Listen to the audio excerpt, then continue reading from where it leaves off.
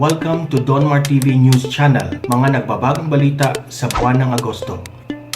Ito si Lenny Robredo. Our doctors are sending distress call. They're asking government for time out to recalibrate, re-strategize, redirect our policy because our strategies measures are not working. They are afraid that they may push into a situation they must decide who lives and who dies. Ginagaya lang yung mga no? Sa akin ito lang, okay? Natatakot ako dito sa mga oposisyon kasi alam ko na mangyayari. Feeling ko lang. Gusto nila ECQ. Tapos magrereklamo ang taong bayan. Sa tingin nyo hindi magrereklamo ang taong bayan? Ano? Babalik na naman tayo sa ECQ. Wala na naman kaming trabaho. Isipin nyo yung mga nakaraang nangyari na wala ang trabaho ang mga tao, wala na namang kita, ayuda. Tapos gagamitin na naman ng mga oposisyon yan. Nagugutom na ang taong bayan. Kasalanan mo, Duterte. Sandali, pag nilagay mo sa ECQ, talagang titigil ang trabaho ng lahat ng tao na naman. Ang nandyan lang, grocery lang. Drugstore lang. So tigil na naman ng tao. Maghihirap na naman po ang tao. Walang pera na naman. Saan magbabayad? Tapos dire-diretso singil ng lintik na Meralco tsaka ng tubig. Pati telco, dire-diretso singil. Ubos na naman ng pera ng tao niyan. Sigurado ako sa second ECQ, marami ng kumpanyang magsasara. Hindi ako nagbibiro Sigurado ho yan. Bakit? Luging na talaga. Hindi na gumagalaw ang ekonomiya. Nakita na ho natin yan, ang dami na nagreklamo. Kaya ako, parang sabi ko, sandali, parang bumalik na naman tayo dun sa papatsi-patsi na naman na problema. Hindi yan ang tamang sagot eh. So itong ganito na naman, sigurado ako pagtapos nito, maghihirap ang tao. Automatic yan nag-ECQ, maghihirap ang tao. Pag naghirap ang tao, sasabihin na naman ng oposisyon, kasalanan mo Duterte, hindi ka nagbibigay ng pera sa tao. Asa na yung binigay ng tao? Yung mga artista naman. Asa na ang computation? Mga feeling entitled. Asa na yung computation? Hanapin nyo, mag-research kayo. Pumunta kayo sa COA. May FOI nga eh. Pwede kayo mangingi. Puntahan nyo si Mark Lopez ng vlogger. Nandun na mga website kung saan nyo makikita saan ginastos ang pera. Hindi yung kakala nyo, asa na yung pera? Asa na yun Baka mag-research ka. Itong mga artista natin, puro mga nagmamagaling lang eh. Asa na yung pera? Asa ng computation? Ako pa magkukompute para sa'yo? Ano ka? May utusan ka? Ikaw ang mag-compute, nandun na, nakalista na eh.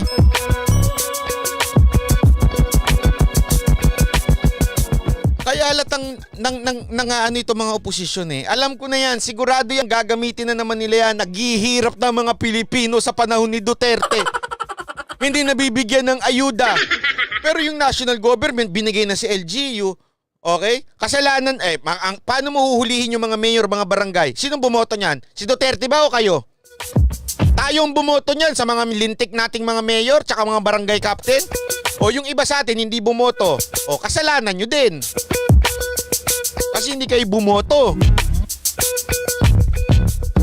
Kasi obvious bumalik tayo ECQ, negosyo patay. Mga tao walang pera. Ayuda hindi mabibigay ng tama ng mga mayor. Sigurado ako niya, mga lintik ang mga mayor sa atin eh. Mga barangay captain na mga tarantado rin. Tapos, lahat yan, yung apat na yan, lahat yan sisi kay Duterte. Yung mga tanga-tanga namang mga artista, hindi nila alam, hati-hati ang gobyerno. Ang gobyerno naman na hindi lang si Duterte. Kasi sa kanila, pag may problema ang isang tao, may isang gobyerno, may isang ngayon ng gobyerno may problema, si Duterte na kagad na may problema. Kasi nga, yung mga artista natin, ang alam lang, puro mga pawok lang. Pampalamig ng nagiinit ng ulo ko. Alam mo kasi bakit ako nagiinit ng ulo? Ito kasing mga artista nito, piling mga matatalino. Lalo na yan siyempre, alam na natin si number 1 dyan, si Angel. Tsaka ito si Jeneline Mercado. Masyadong nagmamagaling yung Jeneline Mercado na yan kasi alam nyo kung bakit. Yan Jeneline Mercado na yan ay partiyan ng Gabriela. I-research nyo, Jeneline Mercado, Gabriela. Ito. Nasabi ko na yan dati, naikwento ko na yan eh.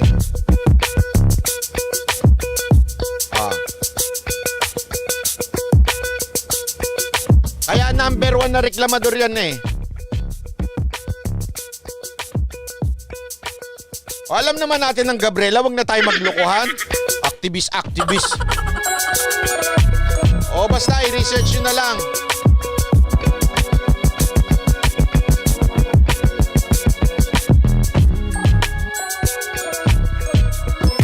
O, sige na nga, ako na nga magre-research para sa inyo.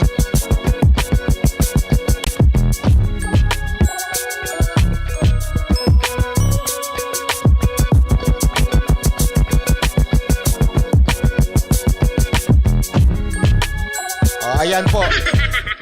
Ayan po si Jeneline, no? Kaya nga sabi ko sa inyo, ayan, Gabriela ho yung kanyang kisanami. Kaya mareklamo ho yan eh. Alam nyo naman ng Gabriela. So Angel Locsin, alam naman natin si Angel Locsin, Colmenares, di ba?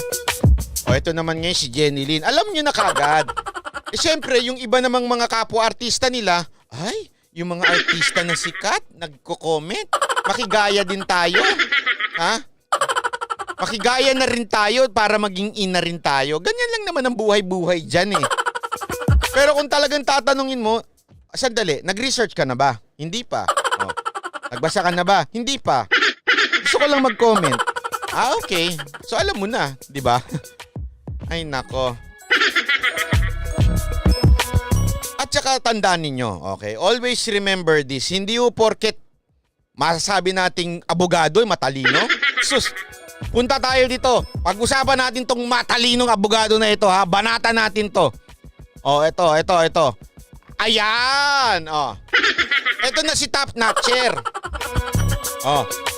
Pag Top Notcher ba ikaw ay matalino na? Ito lang. Ito kasi si Top Notcher nito, napakaraming sinasabi. Hindi ko maintindihan eh. O, ito sinabi niya ha. O, pakinggan ninyo. Pakinggan ninyo. Sandali lang. O, sandali ha. Asan na ito si Top Notcher? Bakit nawala yung ano? Bakit ito lumalabas? Ay, hindi pala. Dito pala tayo. Ayan ha. Ito. Ito muna. Ay, nawala yung mukha niya. Ito. Ayan. Ay, mali. Ay, mali. Ayan. O. Ito sinabi niya.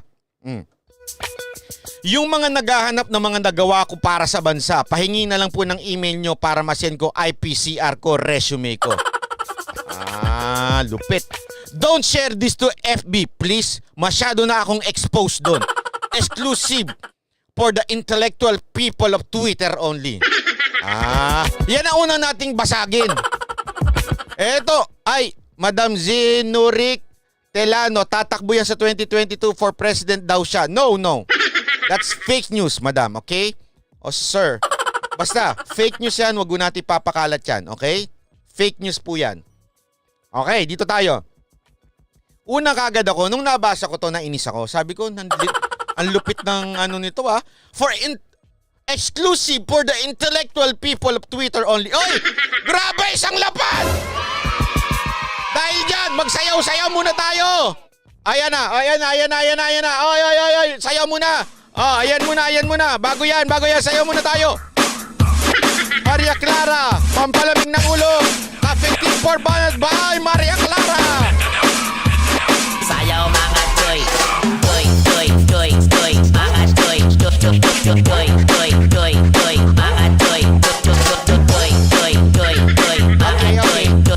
Madam ha, nagsayaw ako para sa'yo ha.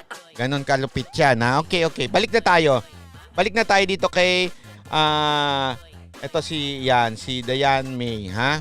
May Dayan pala. May Dayan. Okay? So for intellectual daw. So masasabi mo ba? Okay? Parang ang dating kasi nito eh, sinasabi niya intellectual siya. Kaya nga ang tanong ko sa inyo pag Top Notcher ba ay ikaw ay matalino na? Ay, tingnan natin. O sige, una nating tingnan. Sino ba ang Top Notcher sa Pilipinas? Okay? Bibigyan ko kayo ng halimbawa. O, ito. Ayan. Ayan sino yan? Unsa ngalan diha? Ayan, si Bar Top Notcher named Soldier. Benigno Aquino, ito yung lumabas yung June 19, 2015. Benigno Aquino III as appointed lawyer Florin Hilbay, a top-notcher in the 1999 bar exam. Aso karap, 1, 2, 3. Case closed. Karap, 1, 2, 3. Sabi nga ng mga abogado, no further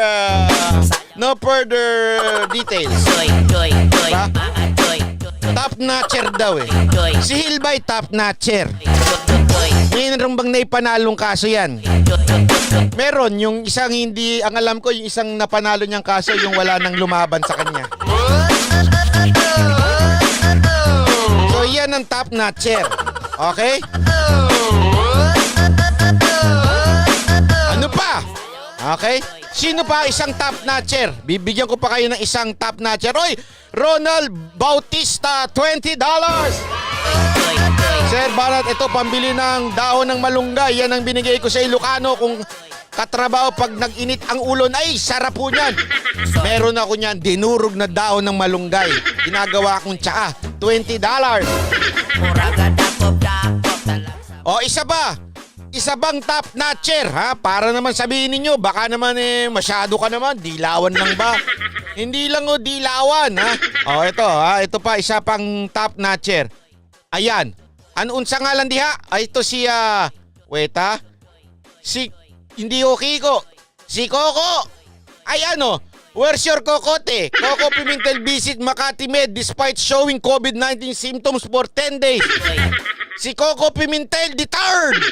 Maybe a bar top notcher but he seemed to have lost common sense amid the coronavirus. Ayan na naman ang isang top notcher. Ha, si Coco Pimentel deterred. Mga toy, toy. Eh, sabi ko nga, kung yan ang mga top notcher, buti na lang pala hindi ako top notcher. Mga toy, At kung katulad din naman pala nito ni May Dayan, ang nagagawa ng isang top notcher ay ang maging mayabang. toy, toy, toy, toy. Mga toy, Ayoko na talagang mag-aral. toy, toy. Sayaw mga toy, toy, toy, toy, toy. Ha? Sige nga, sino pa ho ba ang mga top notcher dyan? Ha? Ha? Eh kasi ito meron akong sasabihin sa inyo.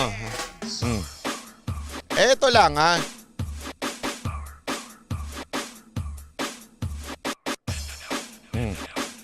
Wait lang ha, wait lang. Ito lamang po ang lagi nyong tatandaan ha. Ito. Napakaganda nito. Lagi nyo lang iisipin ito kasi marami yung nagsasabi sa akin na, uy, kailangan ba nating mag-aral ng mabuti? Oo, kailangan natin mag-aral ng mabuti. Okay? Naniniwala ako sa pag-aaral. Ang pag-aaral ho ay napaka-importante sa buhay ng tao. Ngunit, okay, hindi ho ito ang magiging basihan ng ikaw ay magiging successful o di kaya ikaw ay magiging marami ng alam sa buhay. Hindi ho yan ang basihan, yung pag-aaral mo. Kasi naalala ko nga noon biru-biruan namin to ha. Pasensya na ho yung mga ibang eskwelahan. Pasensya na. Biru-biruan ho ito sa UP. Sa UP ho ang biru-biruan. Anong pinagkaiba ng taga-UP tsaka taga-Ateneo? Ang mga taga-Ateneo daw, biru-biruan lang ito ha. Okay, magagalit mga taga-Ateneo. Ang mga taga-Ateneo daw, kaya nila mag-compute, napakagagaling, lupit, ang bibilis, lahat ng diploma, lahat ng award, meron sila. Pero pag yan na-flatan ng gulong ng kanilang kotse, ha? Hindi ho nila kayang magpalit ng gulong ng kotse. dakop, talasa, makita. Magtatawag pa yan ng taxi driver, paparang taxi driver, ha? Paparang taxi driver, pakipalitan naman, magbibigay na lang ako ng pera. Sabi ko nga, buti pa pala yung mga taxi driver, marunong magpalit ng gulong. May alam. Ang tawag yan, street smart. Pero kayong mga hindi, sabi lang ho nila yan, biru-biruan lang naman yan. Pero yung mga magagaling daw sa academics, mga taga-Ateneo, magpalit lang ng gulong hindi pa kayang gawin kasi meron kasi kaming kaibigan na taga-Ateneo yun na hindi nakapagpalit ng gulong. Kaya tuloy na loko-loko siya. Anyway, Ito ho, ang papaalala ko lang sa inyo, ha? Ito, napakaganda ho nito. Makapakaganda ho, ha? Ayan, ayan. Basahin ho natin ito. Ayan. Ayan po. Always remember this, ha? Ang ano lang kasi nakuha kong English eh. But God has chosen the foolish things of the world to confound the wise. God has chosen the weak things of the world to confound things which are mighty. Ha? Ano ibig sabihin? Ang Diyos naman eh, hindi naman tumitingin sa talino ng tao yan eh. Sa totoo lang. Wala ho yan sa talino ng tao. Ha? Wala ho yan. Ang importante ho eh, yung pinipili ng Diyos minsan ang yung mga foolish things of this world. Yung mga mahihina pa ang utak para magkaroon ng tunay na karunungan. Kaya wag ho tayong, ay naku, hindi ako nakapag-aral. Kaya ano na ako, hindi na ako matalino. Hindi ho yan totoo. Tagin yung tatandaan yan. 1 Corinthians chapter 1 verse 27. But God has chosen the foolish things of the world to confound the wise. And God has chosen the weak, imagine niyo of the world to confound the things which are mighty. Naalala niyo yung istorya ni David? Ha? Istorya, sandali lang. Bati mo natin si Charity Aberi. Salamat sa 8 Australian. Thank you very much. At saka tong Fred Quijano, salamat din po. Alam niyo, naalala niyo yung kay David noon? Yung kay David, marami silang magkakapatid. Namimili, sabi nung namimili na yung propeta. Isa sa mga anak mo ay magiging hari. So yung tatay, nakalimutan ko na yung pangalan ng tatay ni David. Si Solomon ba yun? Sorry, nakalimutan ka na, memory ko. Sabi niya, eto yung mga anak ko, eto mga matitikas. Yung mga pinili niya yung mga panganay. Eto, mga warrior, mga kawal, mga malulupit, malalaking tao. Eto, pinresinta niya doon sa propeta. Sabi ng propeta, hindi yan. Excuse me, tanggalin mo yan. Hindi yan ang tinawag ng Diyos. Tapos, yung pinaka-meek, ibig sabihin yung pinaka-humble sa kanila, yung pinaka hindi kawal, hindi matikas, yung maliit lang, yung ganon, sabi, wala na akong anak eh. Sabi nung isa, yung parang wala na akong anak na deserving na maging hari. Biglang, hindi, imposible. Bakit? Sabi ng Diyos, meron kang anak na magiging hari. Biglang, ayun, si Jesse pala, father of David. Sorry, hindi si Solomon, pasensya na. Jacob, iba-iba na yung sinasabi ninyo ha. Si Jacob, ayun, sorry. Ang dali nga, niloloko nyo ako ha. Who is the father of David? I-research nga natin. Who is the father of David? Ay, baka ibang David to. Si David, si Jesse. He shall figure in the Bible's father of the king, son of Jesse. Yon, si Jesse nga. Kayo talaga niloloko nyo ako ha. Si Jesse. Ayan. So si Jesse nga, ganon. So sabi ni, hindi, wala na akong anak. Okay. Sabi niya, hindi, meron ka pang anak. Tapos pinresinta niya si David. Yun yung pinili ng Diyos. Yun yung sinasabi ng Panginoon na wala yan sa tikas mo, wala sa talino yan. Meron talagang mga tao na ginagamit ng Panginoon na kahit hindi ka nakapag-aral, hindi ka kahit na anong, hindi ka top-notcher. Kaya sana wag ho tayong mayabang. Kasi yung mga top-notcher pa nga ang salot sa lipunan minsan eh. Di ba? Si Hilbay. Si Coco Pimentel, alam na ngang may COVID, pupunta pa sa ospital. Di ba? So yun yung sinasabi natin na napaka-importante. Kaya tayo, mga kababayan, wag mo isipin na ikaw ay lang ka. Dahil ang Panginoon, He does not look at the outward appearance. Ang tinitingnan niya yung puso. At saka yung willingness mo magpagamit sa Kanya. Yan ang importante. Okay. Yay! Yun lang, gusto ko lang sabihin. Kasi bakit ko napunta tayo dyan? Kasi naiinis ako dito. Pasensya na ha. Talagang naiinis ako doon sa... Alam mo, pinaka number 1 na inis ako sa tao? Yung napakayabang. Mapa-DDS yan o mapa-dilawan yan o mapa-komunista yan. Inis na inso talaga ako sa taong mayabang. Wala ho tayo kasing karapatang magyabang kahit anong talino natin. Ano ba naman yung sabihin mong hindi mo alam lahat at magpaturo ka sa tao, umaming ka, hindi mo alam to, nakalimutan ko na to, o ganito. Dapat ganun ho tayo. Bakit to? Bibigyan ko pa kayo ng sample ha. Ann Wilkerson, sabi niya, $5, nasa diskarte sa buhay yan, bye, wala sa talino sa school, correct.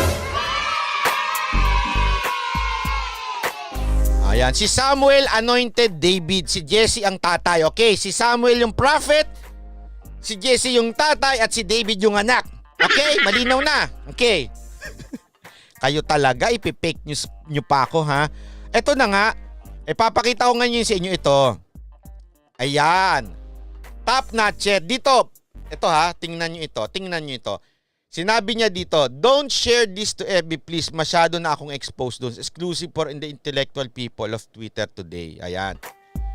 Ang sinasabi niya dito, yung mga naghahanap ng mga nagawa ko para sa bansa, pahingi na lang po ng email nyo para masend kong IPCR o resume ko. Ha? Don't share this to FB please. Masyado na akong exposed doon. Ang lupit. Ha? Bakit ako nainis? Kasi dito ako nainis. Ha? Bakit? Ito, dito ako nainis. Kasi, nung tiningnan ko yung Twitter niya, ito ang lumabas. Warang! Ayan ang lumabas.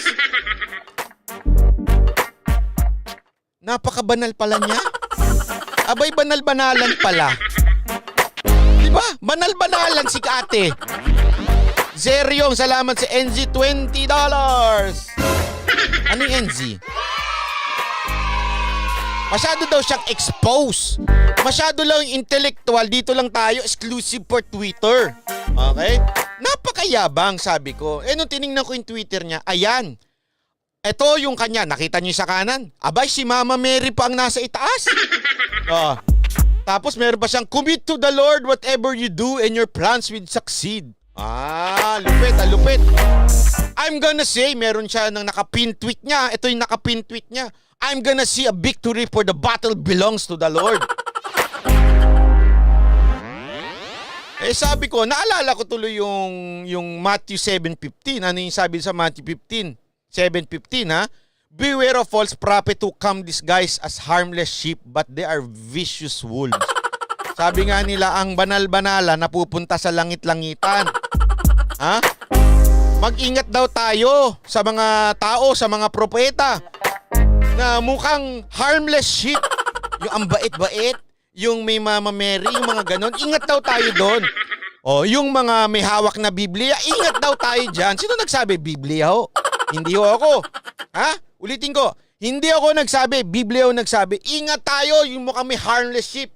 Yung mga nakabarong, yung may mga malalaking cross dito, o kaya yung may hawak na Bible, o kaya yung may rosaryo sa jeep.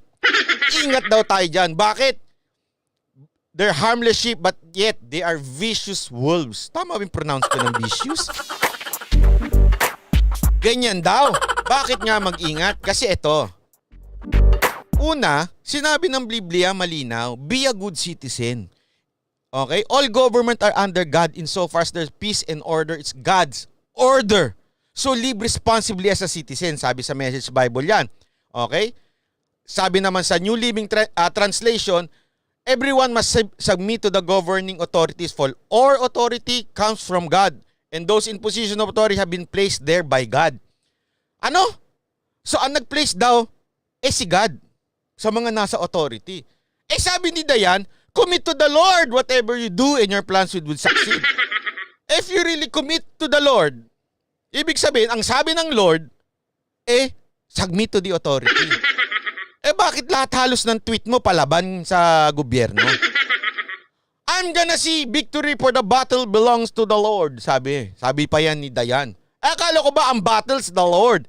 So ibig sabihin, ipapasa Diyos mo lahat. Yan ang ibig sabihin yun Nasa scripture din yan Sabi niya, the battle belongs. This is not the battle between flesh and blood, but against principality, and the battle belongs to the Lord. Lahat nasa Panginoon na. Kung may problema sa gobyerno, ipanginoon mo na yan. Bahala na ang Diyos sa'yo. Ibigay mo lang sa Kanya. O yan ang sabi mo. Sabi mo yan ha. Bakit?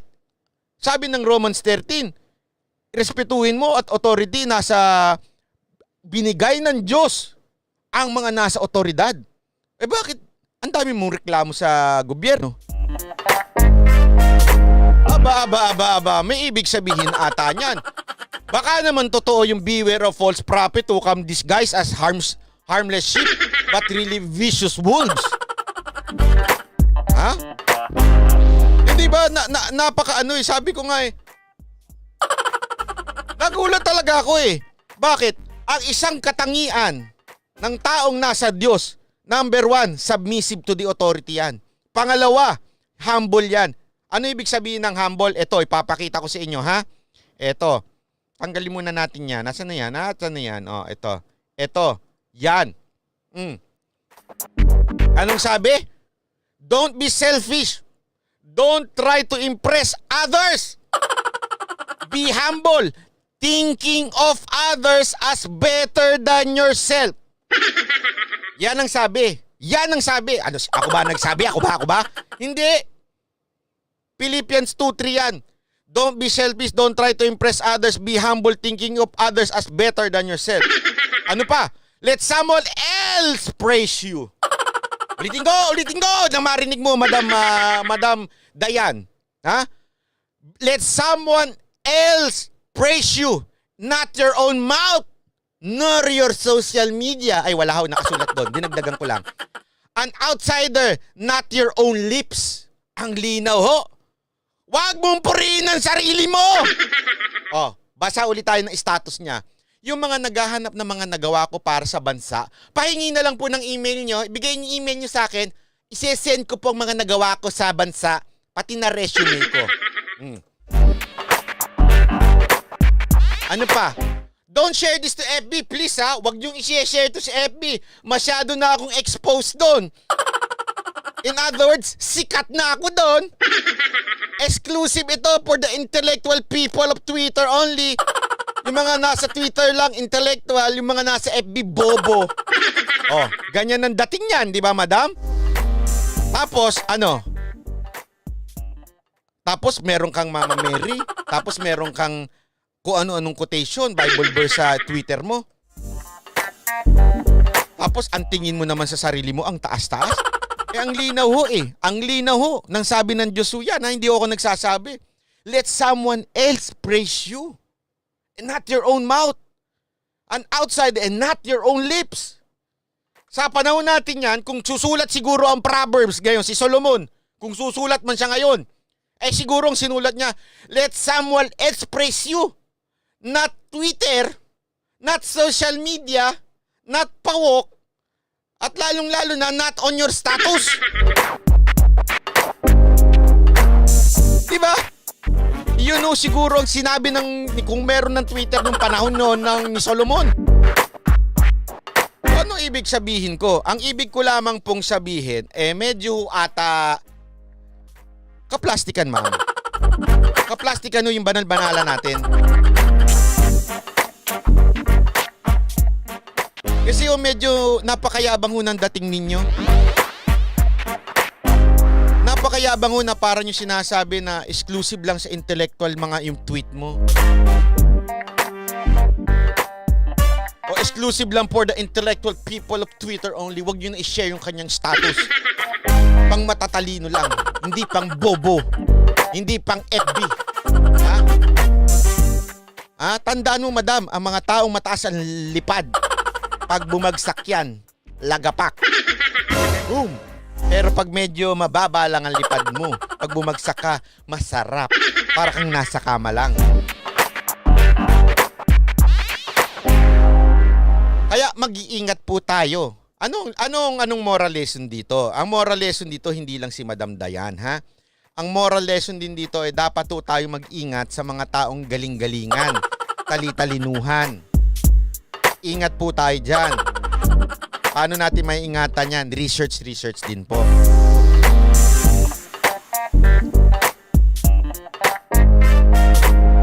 Okay? Ako ayoko naman nung ayoko munang magyabang. Pero sana naman po, talagang hindi ako magyayabang kasi naman po ako mayabang. Naano ko lang dito kay Madam May Dayan. Grabe yung Twitter ninyo, yung mga post ninyo doon. Parang grabe kayo lang ang madudong, kayo lang ang magaling. Yung gobyerno natin parang laging walang alam.